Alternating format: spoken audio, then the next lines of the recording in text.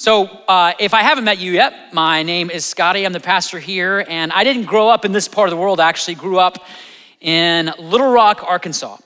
And one of the hallmarks of Southern culture where I grew up was this rite of passage that was called cotillion. Anyone ever heard of cotillion? Yep, a few hands. Anyone ever been through cotillion? Because we have people that can pray for you after the service if you need it.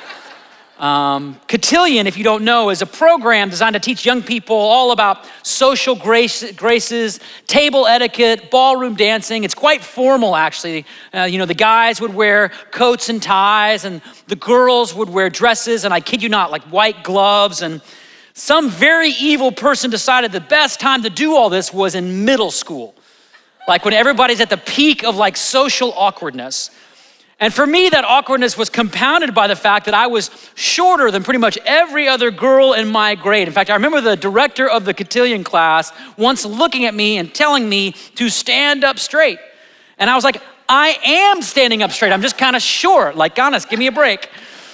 But one year at the Christmas ball, like the last dance of the year, all the parents are there and they're smiling and watching and taking pictures. And there was this one dance where they had all the girls on one side of the room and the boys on the other side of the room. And for this particular dance, they asked the girls to walk across the room and ask one of the boys to dance, which I'm sure took great courage on their part.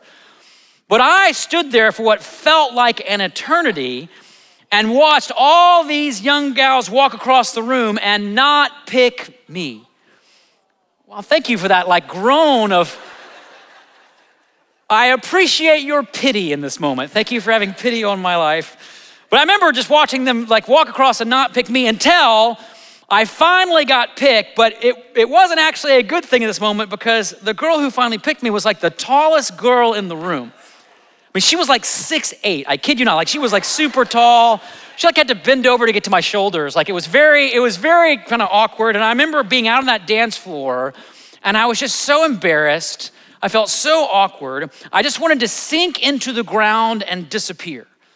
Thankfully, no one could actually see me in the room. I was below everybody else, but I just wanted to just disappear. Now, just so you know, for all of you who have pity on my life in this story, I went on to recover from that night and I got out of middle school and eventually I got taller. Not a lot taller, but I got taller. But I still remember that feeling. And again, not just a feeling of embarrassment or being awkward, but almost of being ashamed of who I was. Ever felt that inside in some way? I didn't just not like the moment I was in, part of me didn't like me in the moment. Now, since that time, I've learned two things about this feeling. One, it doesn't just go away because you get older or your circumstances change or something that you feel like is a problem isn't a problem. It doesn't just go away. And two, it is the most prevalent mental health challenge in our day. For lots of people, young and old. In fact, research says that up to 85% of Americans struggle with some form of low self-esteem or low self-worth or some kind of shame about themselves, if you will. So today, as we continue this series on faith and mental health, I want to talk about our shame and I want to talk about our worth.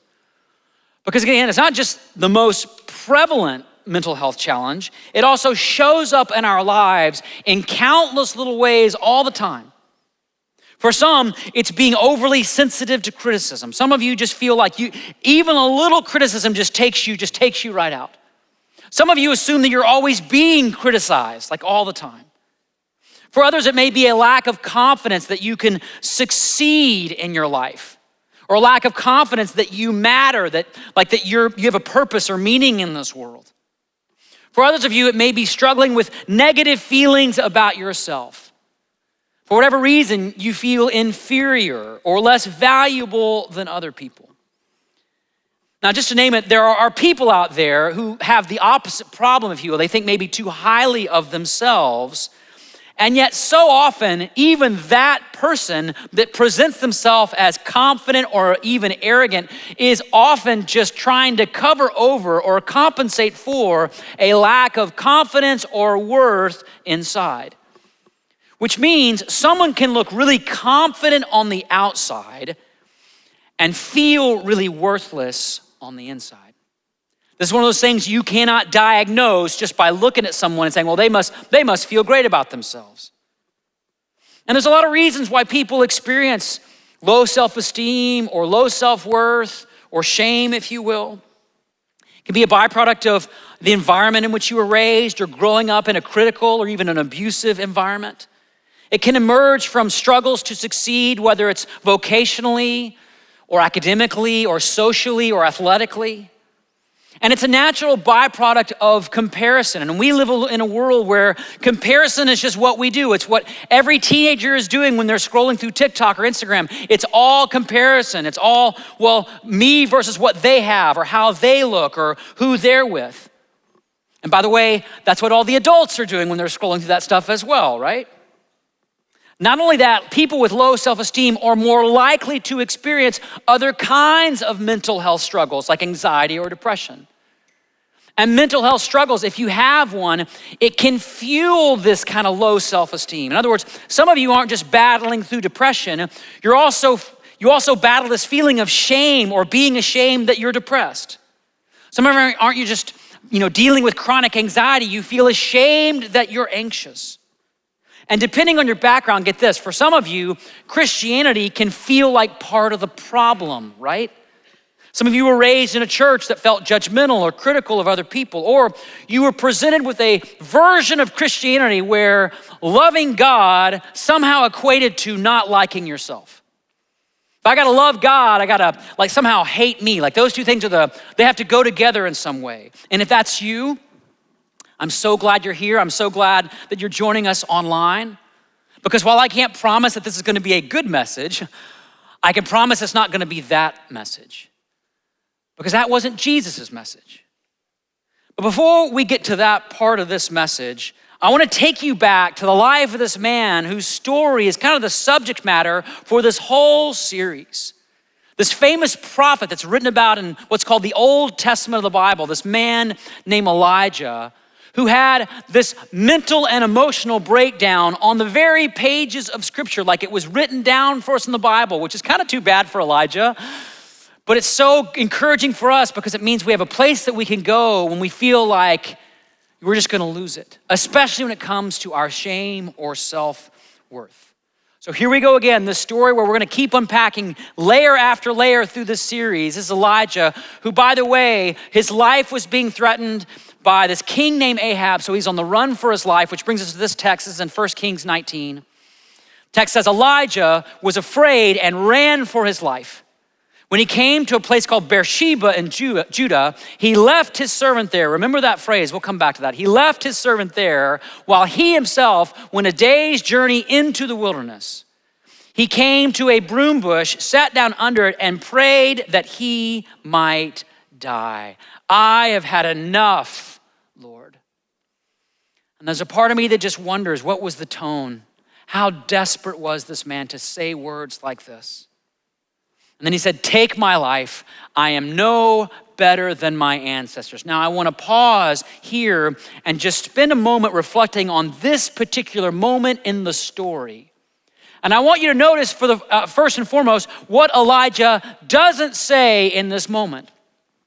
He doesn't say, for example, I am struggling with the same struggles as my ancestors. Or I'm facing the same challenges as my ancestors. No, he says, I am no better than my ancestors.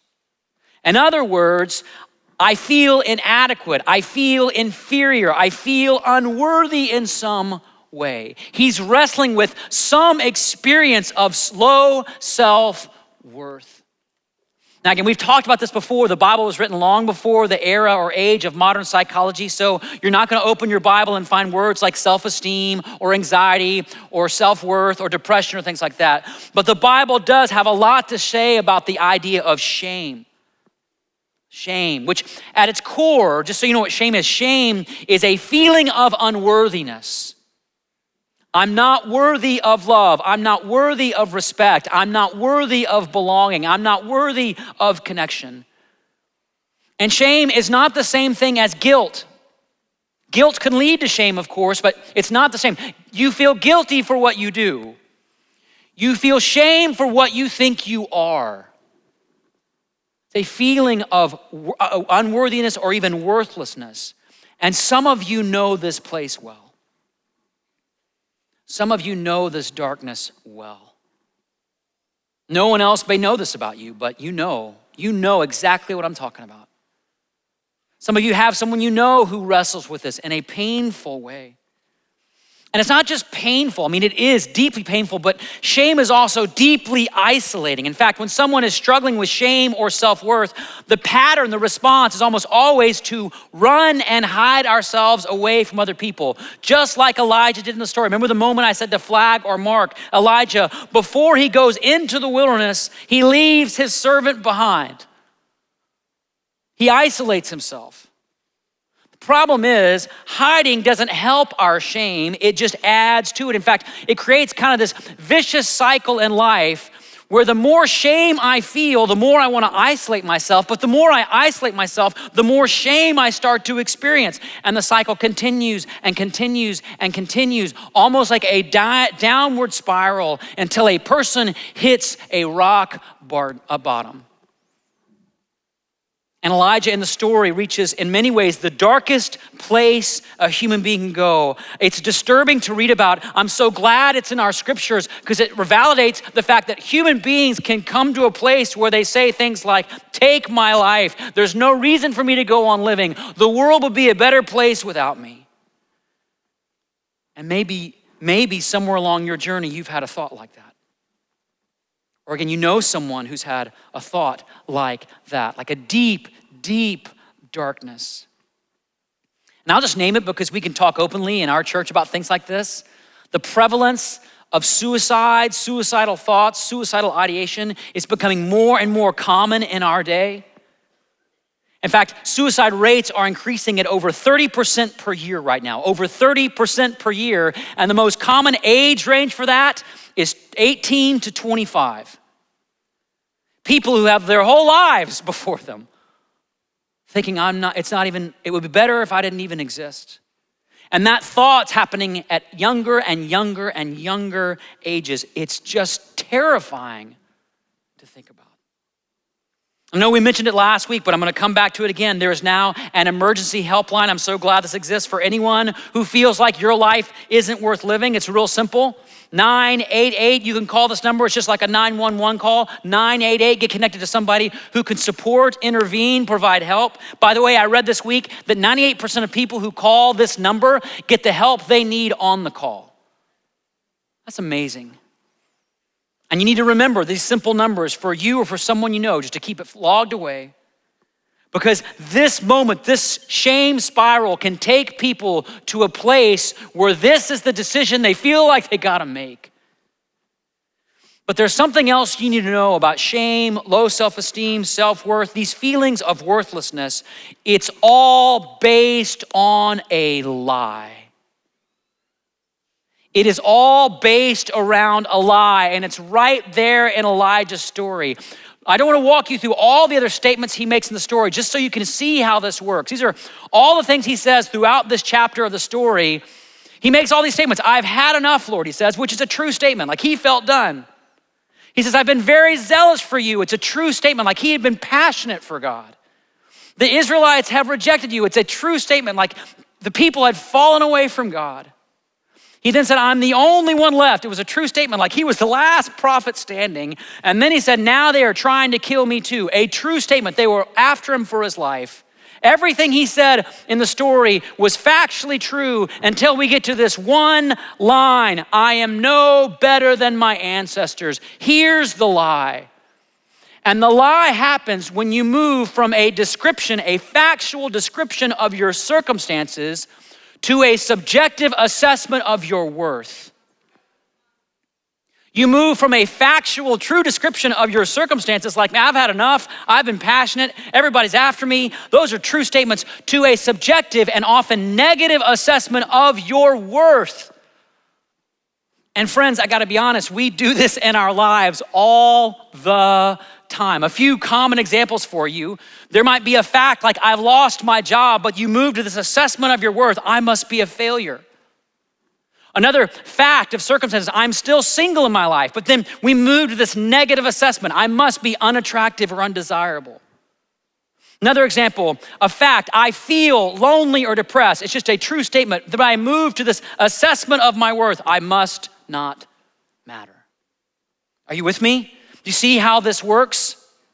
We move from this description of our circumstances to an assessment of our worth. And friends, this is not just a matter of psychology or chemicals firing in your brain, although it is that. There is a spiritual issue, a spiritual dynamic here as well. In fact, it's more than that. There is a demonic issue in this.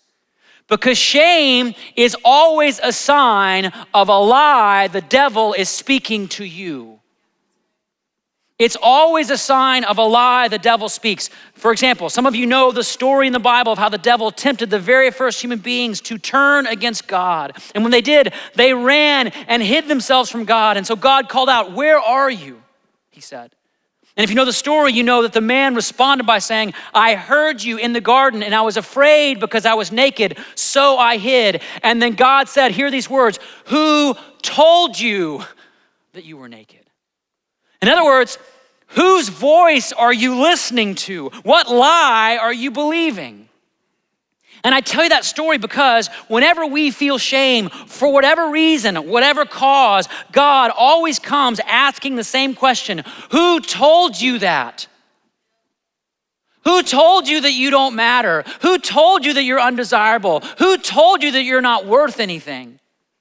What lie are you believing? Because here's the truth. Being guilty of sin does not make you unworthy of love. Going through a divorce does not make you unworthy of love. Being stuck in an addiction does not make you unworthy of love. Being anxious or depressed does not make you unworthy of love. Friends, the reality is there's nothing you can do that can make you unworthy of God's love because you are a child of God. You have been fearfully and wonderfully made. And even when we turned against God, God didn't say, well, now you're worthless. Just the opposite. He said, now you're worth dying for. So let me just try to illustrate this for you, just so make it really, really clear. Think for a moment about the cost of inflation in our day, how everything costs more, right? Like everything is up. Like cost of airfare is up, utilities are up, insurance is up, grocery items are like way up. In fact, I was just at the store this past week and I saw a dozen eggs for $9. Amen? $9 at the store. And I had to stop and ask myself, like, are there like lottery tickets inside the eggs? Like what's in the eggs? I almost took one out and broke it because I was like, what's gonna be in there? It's gotta be amazing. Like what are these eggs? Are these eggs really worth $9? And the answer to my surprise was yes, because that's what I paid for them. I don't know why I paid that much for them, but that's what I paid for them. That's for a different sermon, whatever reason why I decided to do that. So what are the eggs worth? Whatever you're willing to pay for them. So what are you worth? Whatever God was willing to pay for you. And God paid everything for you. That's why the Apostle Paul wrote these remarkable words. You are not your own. You don't get to decide what you're worth. I don't care how low you feel. You don't get to decide. You were bought with a price, and the price was the ultimate price. It was everything, and that's how you determine your worth. That's how you do it. And yet, we so often find our worth in such lesser things. Our work, our resume, our achievements, our reputation. And by the way, I wrestle with all of these temptations too, all of these other ways of finding my worth. I don't know if you know this, but people tend to have a lot of opinions about how churches should work. You ever notice that people have opinions about church, right? And sometimes those opinions get expressed in really healthy, productive ways. Amen? Like sometimes it happens, but sometimes they get expressed in not so healthy ways. Like anonymous notes really angry, bitter emails. Sometimes people even go into the reception area of the church and leave a note or an article or something for me when nobody's looking. So they just put it there so nobody sees them do it. The problem is we have security cameras in the lobby. So we know who you are, okay? And we're judging you too, okay? So just, here's the thing. I don't say that to shame you, maybe a little bit, but I don't really say that to shame you because I deal with shame as well. I don't say that to shame you. I say that for this reason. When I get criticized for something, there's a voice inside me that whispers, you see, you're a failure. You see, God made a mistake in calling you to be a pastor. And it's in that moment I have to make a choice. Whose voice am I going to believe? The voice of God who calls me his beloved, or the voice of the enemy who says, you're no better than what's written on that card? And that's the question Elijah has to answer as well. Whose voice, Elijah, are you going to believe? Which brings us to the good news in Elijah's story. God speaks. He speaks to Elijah when he was in that cave, the text says, and the word of the Lord came to him. When you are dealing with shame, when you are feeling low, the word of the Lord is coming. Look out. It is coming your way. He says, what are you doing here, Elijah? We'll come back to that question in a moment. Elijah gives kind of an answer. He gives a kind of a spiel what he's doing there. And then God says, here, go out, stand on the mountain in the presence of the Lord, for the Lord is about to pass by. Then the text says, a great and powerful wind tore the mountains apart and shattered the rocks before the Lord, but the Lord was not in the wind. And after the wind, there was an earthquake, but the Lord was not in the earthquake. And after the earthquake came a fire, but the Lord was not in the fire. All these moments of power, all these moments of signs, not where God is. After the fire came what? A gentle whisper. God began to speak. And when Elijah heard it, he pulled his cloak over his face and went out and stood at the mouth of the cave. God spoke. And that voice said, what are you doing here, Elijah? So, what does this response from God show us or tell us about how he wants to heal us in our shame and in our low self-worth? Well, the first part of the answer is you can't do this alone. Can't do it alone. God says to Elijah, what are you doing here in this cave all by yourself? Not just once, twice. It's like the main message, like you can't work this out here by yourself in the cave. You got to go back to your people, back to your community. And so do we. Whenever you're struggling with shame or self-doubt, you need people. You need connection. You need support. You need someone that you're connected to that can remind you that you matter. And for some of you, that means getting on your phone today and sending out that text or making that call to that friend that you need to have that conversation with. For some of you, it means making that appointment that you know you need to make with that pastor or counselor. And by the way, we've made it clear, if you can't afford that, we're providing a month of free counseling. So those excuses, they're gone. Like you could take this step. Or you need to take that step of finally getting into that life group. You've been putting it off for months to take a step to get in that life group or get in that support group. And if you're not sure what to do, we've made it this easy for you. You can text reach out to 97000. We will respond and help you find your next step. But you cannot heal shame alone. Being alone, isolation is part of what's keeping your shame alive. But Elijah's next step is not just relational. It is, but this is where the solution is going to be different than just what you might read on a blog or online about how to move and connect with people. It's part of it, it's essential, but it's not enough. Elijah's next step is also spiritual. How do I know? Because God told Elijah to go out of the cave and stand on the mountain in the presence of the Lord. Why? Because no lie can stand in the presence of the Lord. I mean, it's why in the beginning of the Bible, God came walking into the Garden of Eden after Adam and Eve had sinned, because no lie can stand in the presence of the Lord. It's why God passed by Elijah in that cave, because no lie can stand in the presence of the Lord. It's why God came into the world in the person of Jesus. It wasn't just a, nice thing to do. It's because no lie can stand in the presence of the Lord. And only his presence can heal the lies that are driving your shame.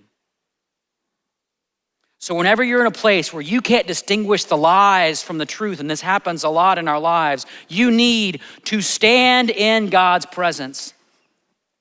And by the way, I love that it says stand, not just like lay on the floor or like curl up in a ball, but stand, be bold, be confident in the person God has called you to believe, because you belong to him. The writer of Hebrews puts it so wonderfully. I love this verse. It says, let us then approach God's throne of grace with what? Confidence. And I know how challenging this can be if you're wrestling with low self-esteem or self-worth, to say, I gotta stand up and be confident. But God wants you to do that so that you can receive mercy and find grace to help us in our time of need. I don't know what's lies or imprisoning you today, but I know the only way out is to stand in the presence of God himself. By the way, that's why we stand and worship together every weekend. It's not just because we have an amazing music team, although we have an amazing music team. It's to invite you out of the prison of your shame and into the very throne room of God's grace. And again, I know how challenging this can be because we feel so much of the eyes of the room on us or what other people think. But here's the deal. When you're in this place or you're with us online, you have an audience of only one. And it's not your spouse or your friends or your parents or your kids. It is God. And I believe he's calling you out of that cave and into his healing presence, where you can stand confidently knowing that you belong to him. Stand in God's presence. That's the first step. The second step Elijah has to take is we have to listen to God's words. God doesn't just pass by in the story. He actually speaks to Elijah. In fact, I love this moment. The text says that after the fire came this gentle whisper. And I always thought that meant that God said that question, what are you doing here, in kind of a whisper. But that's not what the text says. The text says that the gentle whisper came after Elijah heard the whisper. He came out of the cave, and then God said, what are you doing here, Elijah? Which means, get this, I love this, which means God whispered something to Elijah, and we have no idea what it is. Maybe God told him how much he matters to him. Maybe God told him, Elijah, you're precious to me. Maybe God told him, I believe in you, Elijah. We don't know.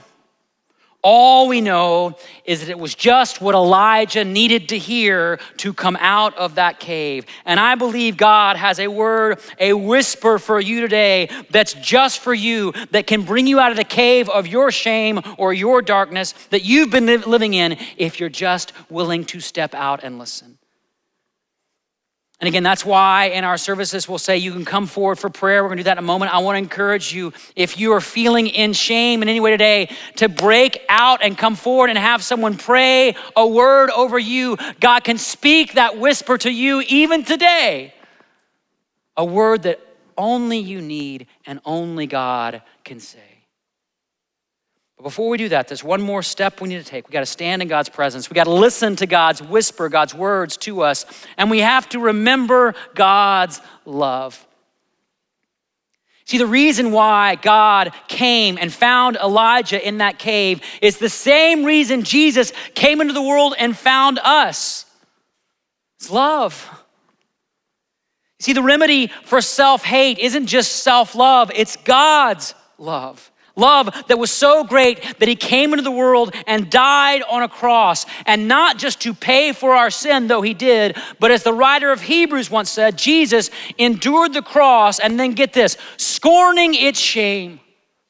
Which means Jesus looks at all the lies, all the untruth, all the negative self-assessment, all the unworthiness, all the worthlessness. He looks at all that and he despises those thoughts. He scorns those thoughts. He says, your shame belongs in hell with the creature who created it. Because Jesus knows only one posture towards you, and it's love. And here's the amazing thing about Jesus' love. It has this miraculous way of showing up just when we need it, right? A friend of mine told me a story about a woman he knew named Carol. And Carol had two close friends who both took their own lives within the period of about 6 months. And Carol was naturally just devastated by that. And so she prayed to God, God, use me to help someone else who's in this situation, who reaches this kind of low. Well, just a few weeks after that prayer, Carol was making a routine phone call, but she dialed the wrong number and actually called someone on the East Coast. A woman named Sue answered that call, and she sounded a little bit distressed on the phone, so Carol spent a few minutes talking to her. And in that conversation, Sue said, hey, can we talk again sometime? And so they did. And then they talked again. And then they talked again. And then they talked again. Every week for like the next year, they spoke on the phone. And they talked about life and their problems and their stories and all this stuff. Well, after that year, Carol had a business trip to the East Coast, so she made a point to actually take time to have a meal, to sit down and have dinner with Sue, who'd become this friend, kind of long distance over all these phone calls.